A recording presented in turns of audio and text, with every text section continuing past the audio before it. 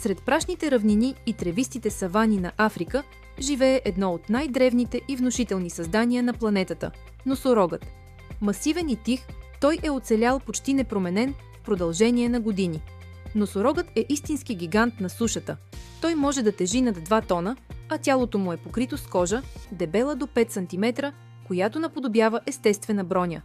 Тя изглежда груба и непробиваема, но всъщност е чувствителна към ухапвания от насекоми, слънчево изгаряне и паразити. Затова носорогът често търси кални локви, в които се търкаля, създавайки защитен слой върху кожата си. В тези моменти върху масивното му тяло кацат птици, най-често биволски чапли, които внимателно се разхождат по гърба му и се хранят с кърлежи и други паразити. Тази сцена на сътрудничество между гигант и птица е ярък пример за взаимна полза и показва колко балансирани и свързани са отношенията между обитателите на дивата природа. Най-разпознаваемата черта на носорога е неговият рог, символ на сила, но и на уязвимост. За разлика от рогата на други животни, той не е изграден от кост, а от кератин, същият материал, от който са съставени човешките ногти и косата.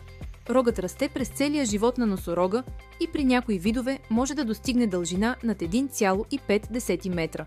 Използва се за защита срещу хищници, за сблъсъци с съперници, по време на размножителния период и за разравяне на почвата в търсене на корени и вода. В дивата природа рогът е въпрос на оцеляване, но именно неговата стойност в очите на хората го превръща в най-голямата заплаха за този гигант. Въпреки страховития си външен вид, носорогът е предимно растителнояден. Той прекарва часове в бавно пасяне, оформяйки пейзажа около себе си и създавайки пространства, от които се възползват и други животни. Така носорогът играе ключова роля за поддържането на екосистемата. Бебетата носорози се раждат след една от най-дългите бременности в животинския свят – около 15 до 16 месеца. При раждането те тежат между 40 и 65 кг, но въпреки внушителните си размери са изключително уязвими. Първите си седмици бебето остава почти непрекъснато до майка си, следвайки я плътно и разпознавайки гласа и миризмата й. Малките носорози растат бързо.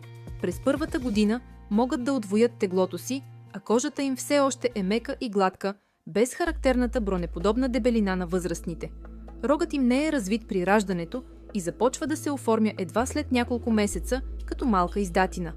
Майката защитава телето си яростно и го отглежда в продължение на 2 до 3 години, през които то се учи да разпознава опасности, да намира храна и да оцелява в суровия свят на саваната. Носорозите не разчитат на добро зрение, но компенсират с изключително развит слух и обоняние. Когато се почувстват застрашени, те могат да преминат от спокойно състояние към яростна атака за секунди. С масивното си тяло, носорогът може да развие скорост до 55 км в час, което го прави изненадващо бърз за своите размери.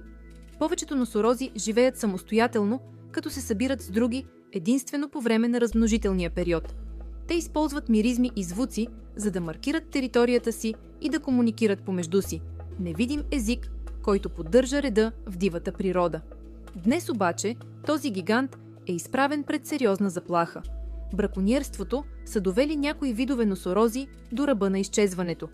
В началото на 20 век те са били стотици хиляди. Днес са останали по-малко от 30 000. Носорогът не е просто символ на сила. Той е жива връзка с миналото на Земята, доказателство, че оцеляването не винаги принадлежи на най-бързия или най-хищния, а на онзи, който е намерил своето място в природата.